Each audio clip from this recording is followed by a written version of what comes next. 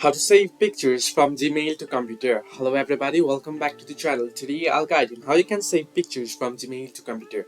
Now the process is quite simple and easy, so let me guide you through. Simply open up your browser, and on browser you can search in for gmail.com and you'll be headed directly into Gmail. Now here you want to log into your account. You can see I'm logged into my account already.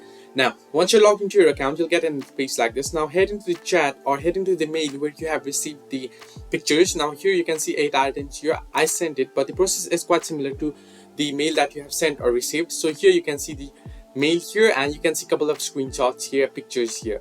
Now what you want to do is drag your mouse cursor to the picture, and each picture you'll drag to, you'll get 3 different options. You can see the download option here, you can see the Google Drive add to drive option, you can see the save to photos. Now if you want to add it to your Google Photos, you can simply click on save to photos and it'll be added to your Google Photos directly. If you want to add it to your Google Drive, you can click on add to drive. However, if you want to save it to your computer, what you want to do is click on the download option here, and the download should start immediately. Here you can see downloading. Similarly, on the next pictures you can click on download and it'll start downloading.